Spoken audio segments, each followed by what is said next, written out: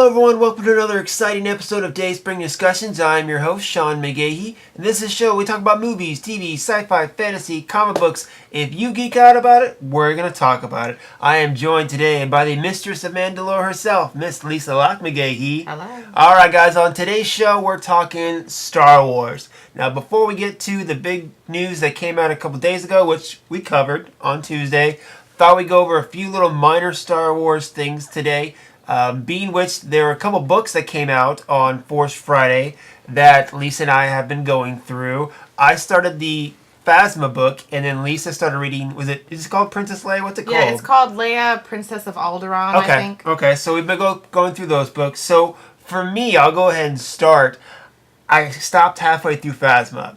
The reason being, it's not that I was like, oh, this is so boring, blah, blah, blah. It's that with Phasma, okay, the book is supposed to tell her origin, right? About how she joined the First Order, how we got to see her in Episode 7, The Force Awakens.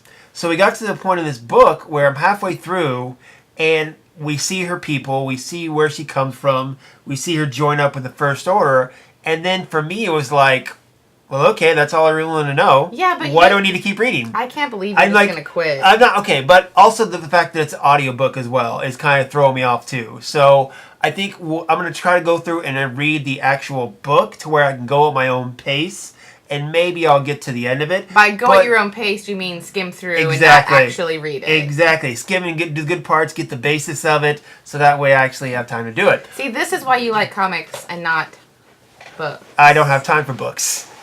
Whatever. But anyway, seriously though, I mean, I think if Phasma though had a bigger role in Episode 7, I might have possibly been more interested to continue the audiobook. So you're going to wait to see what her role is in the Super films, then you might go back and have an interest. No, I told you, I'm going to finish the book, but I'm going to read it at my own pace, because that's another problem with audiobooks, is I have to go at somebody else's pace. I don't like that. I don't like that at all. But you mean you have to listen to all the words? I have to listen to all the words, exactly.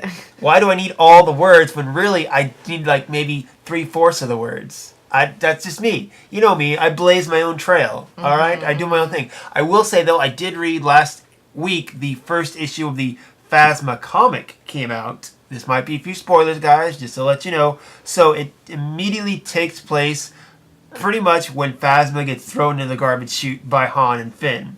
And she easily finds her way out. And the first issue is her trying to get off Starkiller Base before it explodes. But before she does that, she has to go to the computer and basically erase the fact that she's the one that let down the shields and blame someone else for it.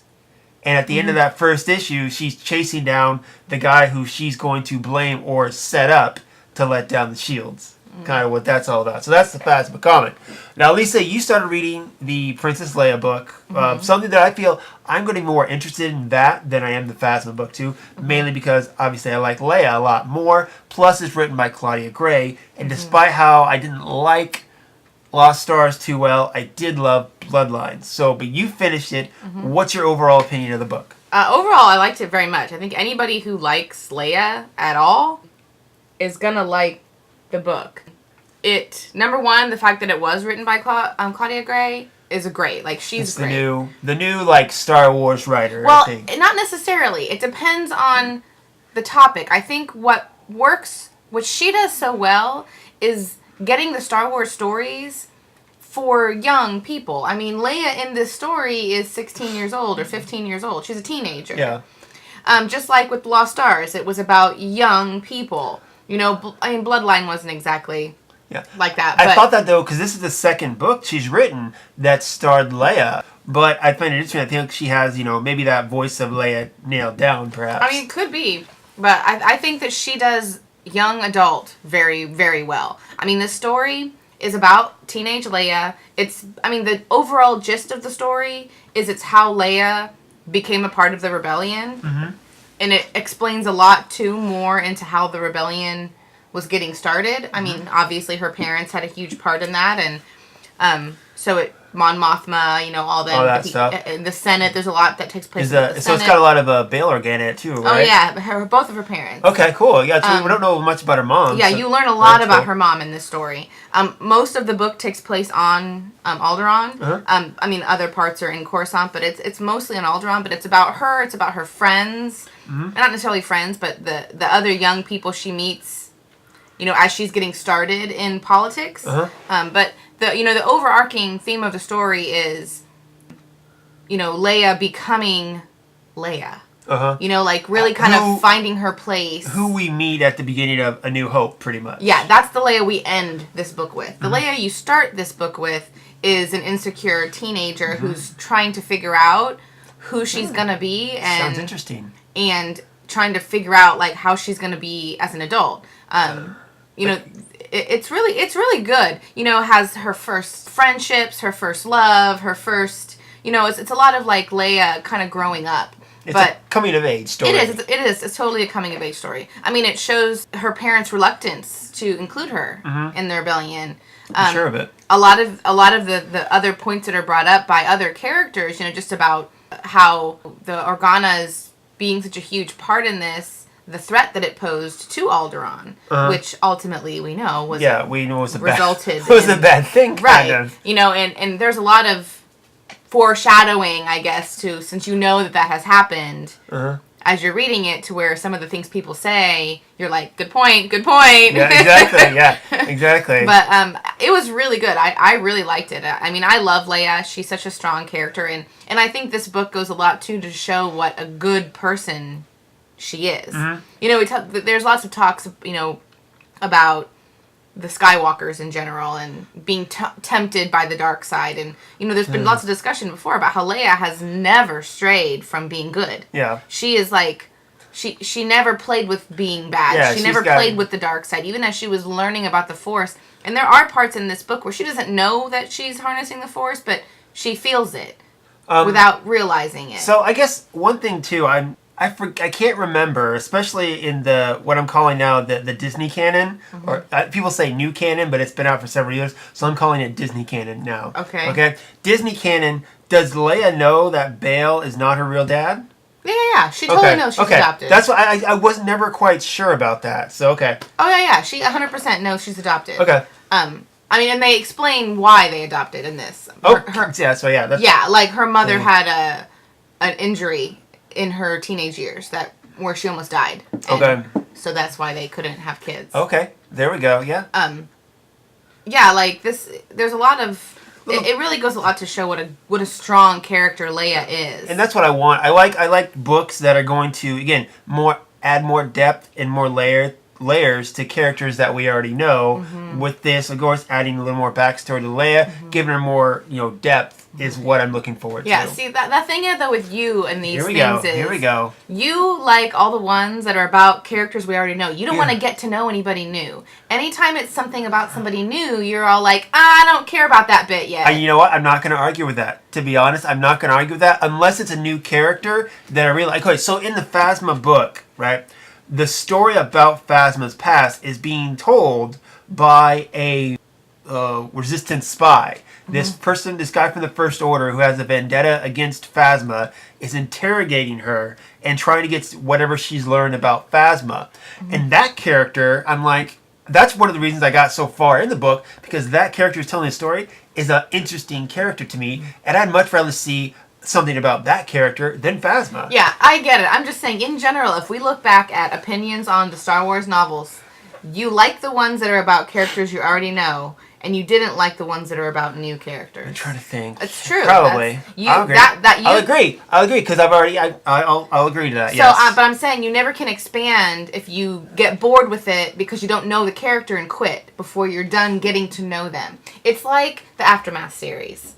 I didn't love the Aftermath series, but by the end of the third book, all those characters that I didn't know in the first book, and I was kind of like, meh, I liked them by the end because I took the time to get to know them. But the thing is, me, I'm not a book reader. Rebels or a comic book or whatever. introduce me to a fun character, I'll stay with them. But I have such a hard time getting through books in general. Introducing me to new characters in books is what I have a problem with. So give me a main character that I already like to latch on through, and then give me new characters sprinkled in throughout that as I'm on the journey with the character I'm familiar with. That's fine with me. Whatever. Well, you'll like the Leia book. I think I will too. I'm still debating whether I want to do the actual audiobook or actually read it. The lady who read it was good. It's just audiobooks for me. But anyway, so I'm glad to say that you like it. All right, guys. So moving on with our actual main topic of today. So a couple of days ago, it was announced that J.J. Abrams himself is taking over directing duties for Star Wars Episode 9. Kind of blew up the internet a little bit on Tuesday. And then a couple hours later, Lucasfilm announced that they are indeed moving the release date of the film. It was supposed to be released May 24th, 2019. They are moving it back to the December date that Star Wars is starting to become infamous for, December 20th, 2019. Now, this also is going to compete with a couple other geek movies. The Wonder Woman sequel is set to come out December 13th, 2019, as well as the popular Mattel toy line Masters of the Universe, aka He-Man. Okay, is slated I can't even believe that you're trying to pretend like that's going to be competition. Hold on. I was going to put something at the end there, okay? That's supposed to come out December 18th. But that film has been trying to get made for so many years. I do not believe that they're even going to come out in December 18th. Well, blah, blah, blah. Star Wars, by the second week of Wonder Woman out, Star Wars will be knocking it off. So originally, the new Hellboy movie, which we got our first glimpse of, the new Hellboy yesterday in a picture. That was supposed to come out around December. Yesterday they announced they moved their release date. Shocking. to get away from Star Wars. Well, they should. I mean, it's like I know we were talking about this, yesterday, whenever the story came out. When it came out on Tuesday. I remember we were in the grocery store and Tuesday afternoon, and I looked at it and we talked about it. I was walking through the grocery store. So, I mean, I'll say the same thing that I've been saying. I think a December date for Star Wars is great. I think it's way better than May. As I have said before, too much stuff comes out in the summer. Maybe not too much. It's maybe the right amount, the way it is right now. But I think you still throw Star Wars into the mix, and all it's going to do is lose. I mean, Star Wars is going to make more money in December. Because, like even with Wonder Woman here, so people are going to go see Wonder Woman that weekend of the 13th. They might go see it again the next weekend, if nothing's out, depending on if it's actually good, whatever. Then the next weekend, Star Wars. Awesome. Right before Christmas, family film. People are going to go see it with their kids. The next weekend, nothing's going to be out. People are going to go see it again. Yeah, the next weekend, nothing's going to be out. People are going to go see it again. You're going to get a couple of good movies. They're going to come out, Christmas. There always are, but they're not family. Everyone wants to go see films. Right. If it's not Star Wars. And, starting in January, you're probably going to be hit with a few maybe like Oscar contender type films. Well, but I still don't think that's going to deter people from going to see Star Wars again. Where if you release Star Wars in the summer, like any weeks around it, a superhero film is likely to come out or something else. So what it does is not going to keep people from going to see it once. It's going to having it in May will keep people from seeing it again and again and again. Where in December, it's going to be like last time where it could have like a good 6, 7, 4, 8-week run of people going to see it again and again. It's like, okay, so this summer, I was looking at box office numbers because summer's over, so I was looking at it, and they just announced that Despicable Me 3 is the third film this year to hit $1 billion. The first one was Beauty and the Beast, and then the other one was The Fate of the Furious. God knows why. But none of the superhero films... Those were domestic or worldwide? Worldwide. Yeah, we need to look at domestic numbers. I know, but I'm just saying $1 billion. I know, I'm just saying worldwide numbers completely derail... Because that's what makes... Worldwide numbers are what make quality... Or is what let shit films make a ton of money. Like Transformers. Yeah, like Transformers, like The Fate of the Furious. I don't know what it is about people in the other parts of the world that think those movies are good. Well, but they like the spectacle. Well, whatever. They're crap. Transformers is a spectacle, and people perhaps in the continent of Asia like the spectacle. Anyway, I'm just saying we need to start talking about domestic numbers. Okay, anyway, can I get back to my point before I was interrupted? Yes. Is that none of the superhero films, or so few of the films this summer, hit $1 billion because, again, like you said, it's so crowded. Yeah, and it's not because they weren't good. There was a lot of really quality superhero films this summer. I mean, I think probably better than most years. I mean, wouldn't you say? I mean, the films this year were good. Maybe. I don't know. I don't know if I agree to that. But I just think taking Star Wars again and putting it back in December, it's more likely to do better, especially the last two films they put in December, Force Awakens, blew it away. I think that almost hit $1 billion domestically. I'm not sure if it did or not, but it hit $2.5 million worldwide, and then Rogue One hit $1 billion as well too in December. $2.5 billion worldwide? Yeah, $2.5 billion worldwide. Yeah, you said million. Okay, Gotcha. sorry. Anyway, but then, so now we have Han Solo. That was the first film to move back to that May release date, and I think it's still a mistake. You know, I still say that shouldn't happen. We got Last Jedi coming out this December. Then we got about 6 months later, we got Han Solo coming out in the summer, which I wouldn't be surprised still if they move that back. I mean, I think especially with everything that happened, I think they will. Yeah, I think they should. But then, so it will go almost a year and a half until another Star Wars movie. They just need to move that back to December, but I don't know. I feel like maybe with all their problems, they'll be like, no. If we move it back, people think there are more problems, so we got to stick with May. But I don't know. But moving to December, I think it's the best thing to do.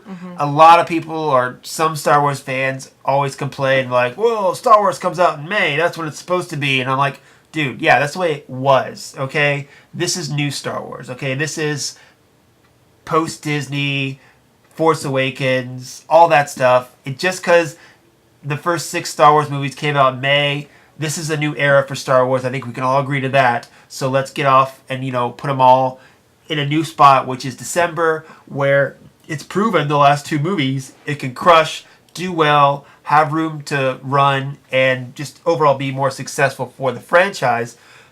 Being, of course, the fact that it is Lucasfilm, aka Disney also owning Marvel. They got superhero movies that come out in the summer as well as animated movies, all that stuff. So really, it's like they're playing against themselves. It's win-win for them, but I think it'd be more of a win if they put Star Wars in December, keep their superheroes in the summer, and just overall dominate the box office as they usually like to do. So yeah. Good thing. Now, another short little thing, a story that came out yesterday, is kind of, again, with Episode 9, is that according to Screen Rant, the Episode 9 script is in its 4th rewrite. So according to Screen Rant, like I said, they originally had a script that Rian Johnson was working on. He was going to write Episode 8 and 9, and then direct Episode 8. He dropped out to focus on Episode 8, The Last Jedi, and then they brought in Colin Trevorrow to direct and write Episode 9. Well, I guess when he was done with his first draft, they went in and brought another guy to help rewrite it as well. Then, I think it's before or after all that Carrie Fisher stuff happened, where the draft they had, the second or third draft, Carrie Fisher died. They realized they weren't going to put Leia in Episode 9, so they had to do another rewrite. So that's a lot of, rewriting what it had to do with it.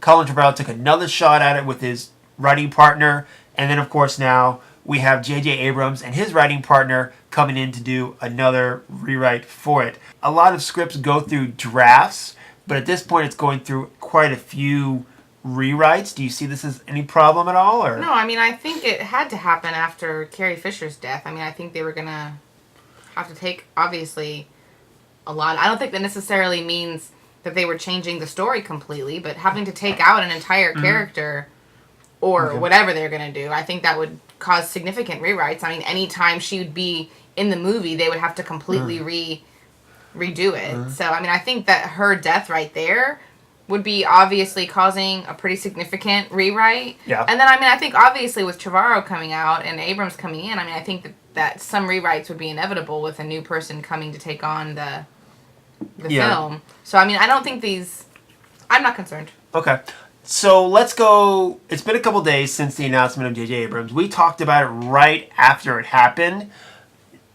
Tuesday, of course, I was on Twitter talking to people. I would talk to our buddy Jeff, who we met at Star Wars Celebration. I talked to him a little bit that night about it. He said he was kind of shocked about it. I'm like, I don't feel it's kind of shocking, but whatever. So we talked a little bit about that. Now it's got a couple days out. Do you feel any more different? Do you feel they want to add more? Because a lot of people, at first, I was seeing, obviously, the internet and social media and Twitter is a place where any idiot can have a voice, and I saw a lot of negative voices. Also, someone who we listen to and trust a lot, Mr. Christian Harloff, Collider Jedi Council, seemed to be very negative against it as well. A lot of people thinking that, considering that Force Awakens had so much of story points or resemblance of A New Hope. So a lot of people, from what I read online, their fear is that we're just going to get another rehash of Return of the Jedi. I don't feel that way. Do you feel any concern at all about that? No, I don't. I mean, I think, like we've talked about before, I think that they had a plan for the overall story arc of this trilogy when they started. So I don't think that the plan of the big, huge story points, I don't think that's going to change. I think that the details might change, and obviously losing Carrie Fisher is going to change some of the little bits. But, I mean, I'm not worried. I mean, I think we haven't seen Episode 8 yet. I mean, I think it's too early to be judging this. Yeah. We haven't even seen Episode 8. Yeah, people are assuming, because from what we're hearing as far as how smoothly Episode 8 has gone, what people have seen, people are really putting Episode 8 on a pedestal too, which I think might be too soon as well with that. And people said they just wanted Rian Johnson to carry over. I said on Tuesday I think it would have been too much for him to go straight from Episode 8 to Episode 9 with too little of a time. Also, I forgot to mention, as far as pushing back, I remember back when they announced Episode 7, they were going to go with a May release date, actually. But J.J. Abrams asked Kathleen Kennedy for more time. He wanted a year, actually, to work on Episode 7. And she said, no, you can't have that much time, but I'll give you 6 months, which they pushed it back to December, which started the whole December craze. So, a little tidbit there for you. But, yeah, I'm not worried at all. The people that are worried, I think they're crazy. They're just, they're people who like to complain about every little thing. And a lot of people will complain just because the picture of the director they wanted in their mind, they're just sad because they're little toddlers that didn't get their way.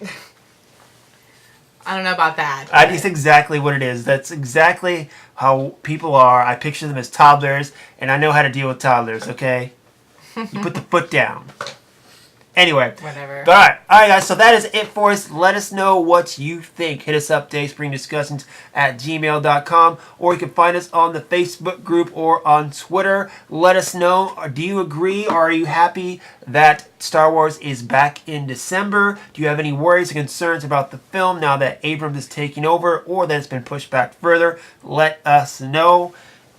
Anything else you want to add? Nope. Are you going to get to any of these book reviews you've been talking about since you finished another Star Wars book? Finished another Star Wars book? There just keep being more, and I've had a lot of sewing that I've been doing Exactly, lately, this is a great time. The one thing we've never done is plug your little sewing entrepreneurship here. I am going to start making some Star Wars stuff. There we go, guys. So Lisa has a little factory that she she punches out. My own personal factory. Her own personal factory where she makes cute little aprons and coffee sleeves and all that stuff. Adorable creations. You can find it on Etsy or where else? I mean, I have a Facebook. I have an Instagram. And all that stuff. Yeah, that's just honorable_create. Honorable_creations, guys. No, just create. Honorable_create. All right, guys. So you can find her there. There are a lot of cool things. She's got some Wonder Woman aprons that she's done. For little kids. What other geeky things have you done? I mean, I have some superhero coffee sleeves, Batman and some other random stuff. But I'm going to start making some Star Wars stuff too. Like purses and... She's got some sports teams as well. Some Bears, some Packers. Actually, I don't think I posted any of the Packer stuff. All the stuff I made that was Packers got bought up pretty quick by really? some of my coworkers. Okay, fair enough. All right, guys. Well, that's going to be it for us today. Until next time, may the Force be with us all.